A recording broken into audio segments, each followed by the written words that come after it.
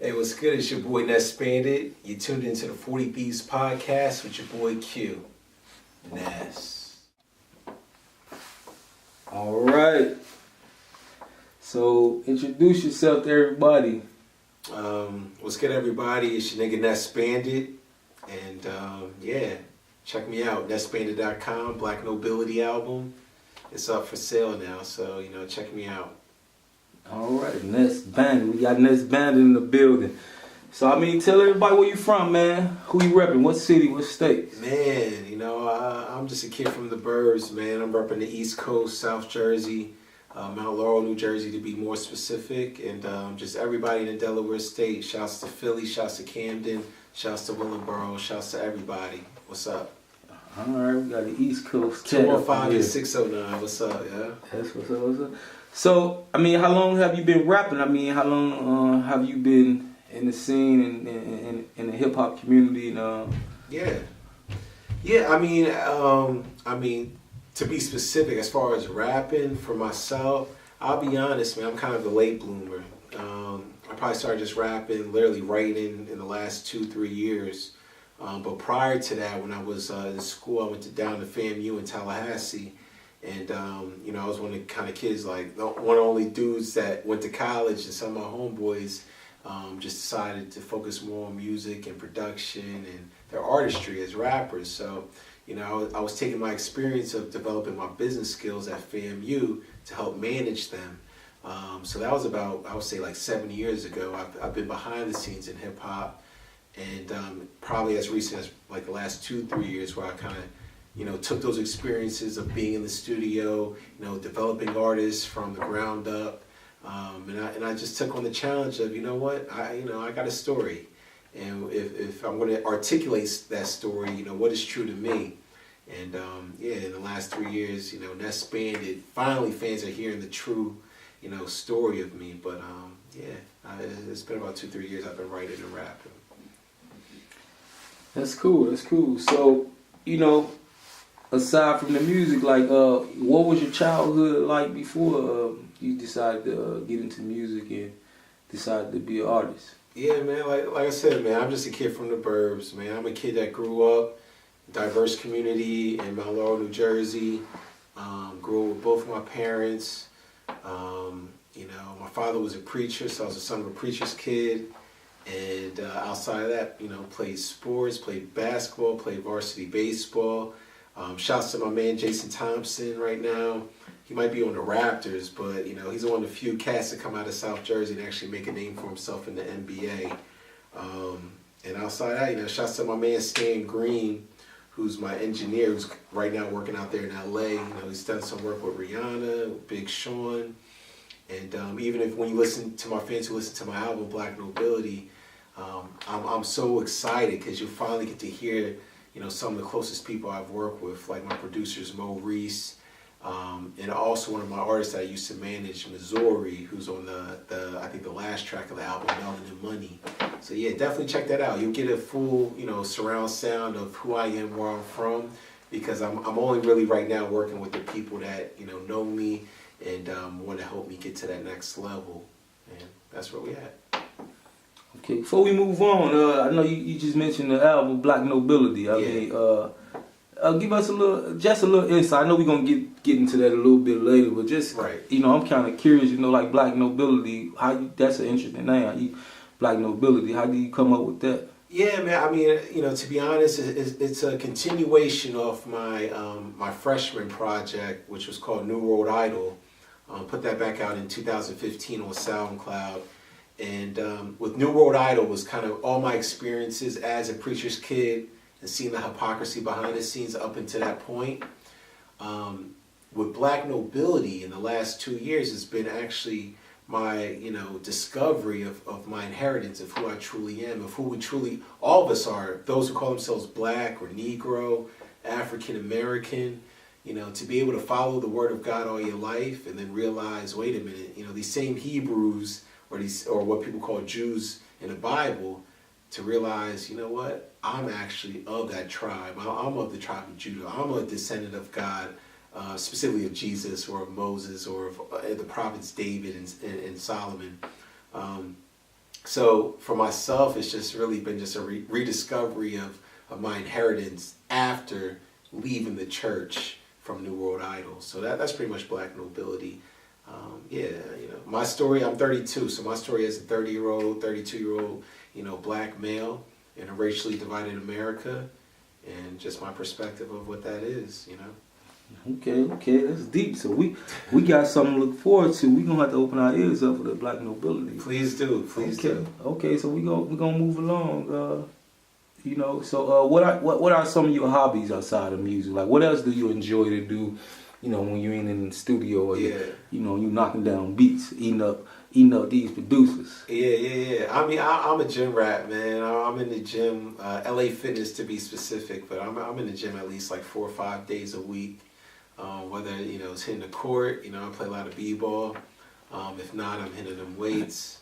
Outside of that, of course, it's the recording studio. I love to write, love to listen to music, and not just hip hop, man. I listen to everything.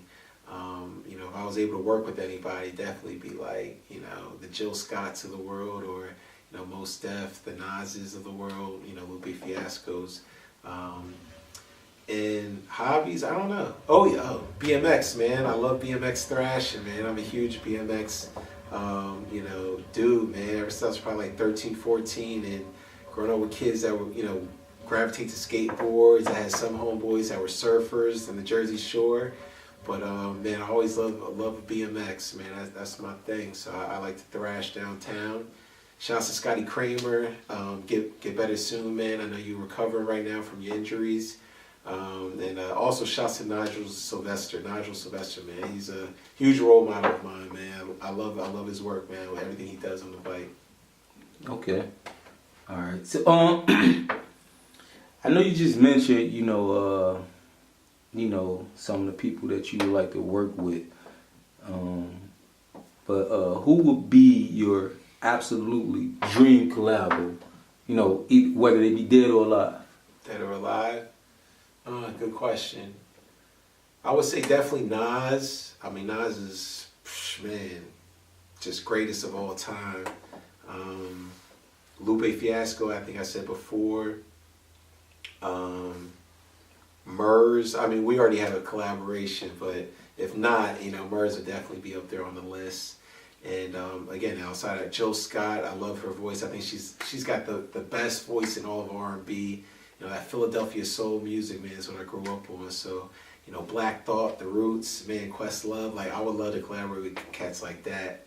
And I'll probably say I'll finish off with like a J Electronica, because I'll be honest, man, it's cats like J Electronica that carried the torch, and his ability to actually speak about spiritual issues, along with being able to declare himself as that Black king, that Black God. I mean, I feel like him and I, if we were in the studio together and just in conversation, I think we'd come up with some just crazy storylines, man. We would probably make the dopest music no one's ever heard before. Cool. All right, so this is a question that I think every artist should be asked. Who are you looking to inspire with your music? Like which is it a generation you're trying to reach? Is it a specific audience? Right. Like, who are you trying to? Who do you think you're trying to inspire? Yeah, I mean that's a good question. I mean straight up, like when fans when they listen to my intro, God off Black Nobility.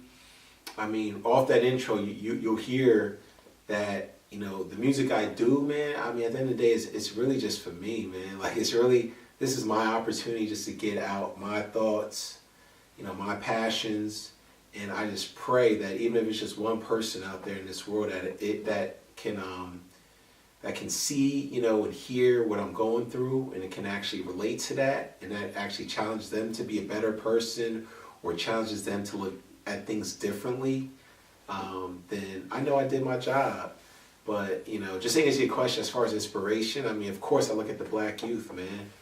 I think with all these issues that are going on, you got all these people protesting about immigration or protesting about Trump being president.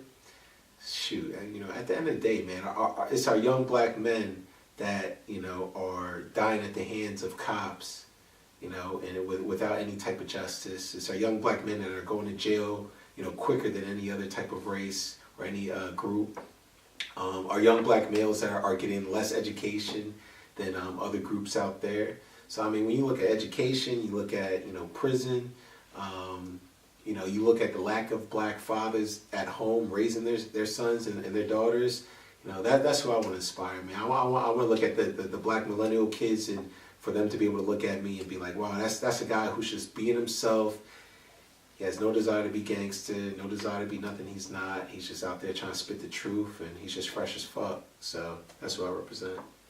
Cool. That's love. That's respect. So we're gonna keep it moving. You mind if I grab a drink real quick? Yeah, go ahead. Yeah. All right, This cool. is the Nes Bandit show right 40 now. Thieves podcast, man. 40 Thieves. Cheers to all my new Nes Bandit fans out there. I just want to thank you for just taking the time to even, you know, just listening to who I am, and cheers. This is for you right here. And my boy, you know, your boy Q that's actually doing the interview. Yes, most definitely. We're keeping it all 100 right here. You know, man, we gonna make this happen. You know, but who would you say are some of your contemporaries now in music? Yeah. Like, let's get down that path. Like, yeah, you know, I mean, man, that's a tough one because I don't like to compare myself against like other artists because I feel like artistry is all about being original and just telling your own story. But I think when people hear my music, I think they'll definitely say, oh, he sounds like a Kendrick Lamar, or he sounds like a J. Cole, he sounds like a Chance the Rapper. So I would say, you know, rappers out there that you know have a conscious kind of theme to, you know, their storytelling, I would definitely say I probably gravitate to that group of contemporaries out there right now in music. okay, cool.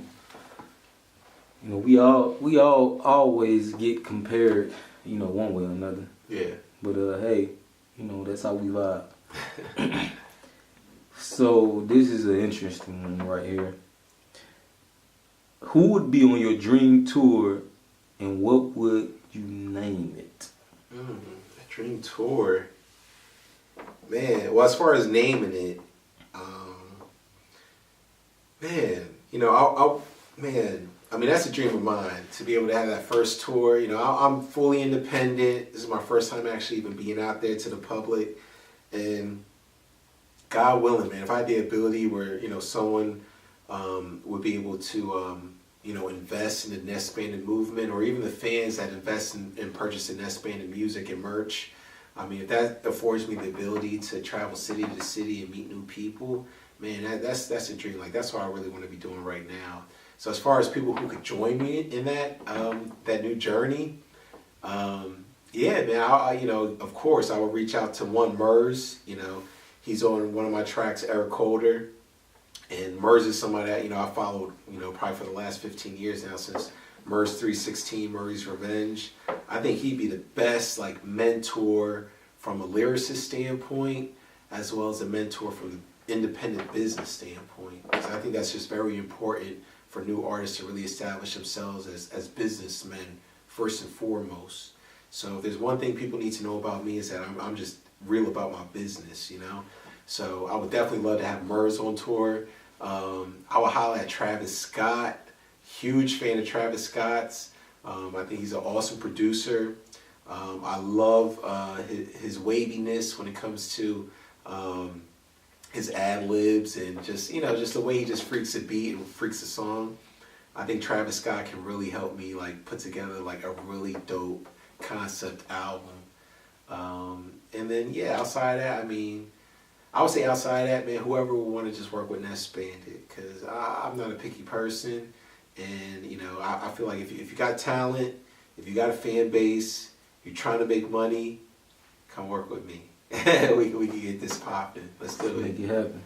But yeah, as far as naming it, I'll call it either the New World Idol tour, just going off like my first project, New World Idol, or I might call it Melanin Money. Melanin Money is the last track, it's track 11 off Black Nobility. It's a track that speaks to, you know, growing black wealth in the community. So if I had a tour specifically, I want my fans to know straight up, yo, this is black money, man. This is God money. This is melanated money, and we won't keep it in the community, man. Because as a community, we buy all this stuff, we waste all of our money, but we don't own nothing. So if there's anything I would want my fans to know when they came to this tour, yo, this is melanin money straight off, and this is our money. We're gonna keep it in house. And we're going to continue to use this money to make future tours better, to make future merch better, to make future music better. I just pray that Merge, Travis Scott, if you hear this, yo, come with me. Let's get this popping. Let's make this money. They energy, I can feel they energy. Everybody switched out, they don't wanna see a change. Rather see me kneel to enemies. Colin Captain Coons, I'm the voice for black nobility. Supremacy white, Lucifer is bearing light. The clan knows my truth, so they call us the Black Kikes. Yo, fuck the Fourth Reich in every race. Soldier bipolar, high behind the badges is tatted on the upper shoulders. Is you woke? Can you smell the fucking bulges, huh? I give exposure to you, Nes Bandit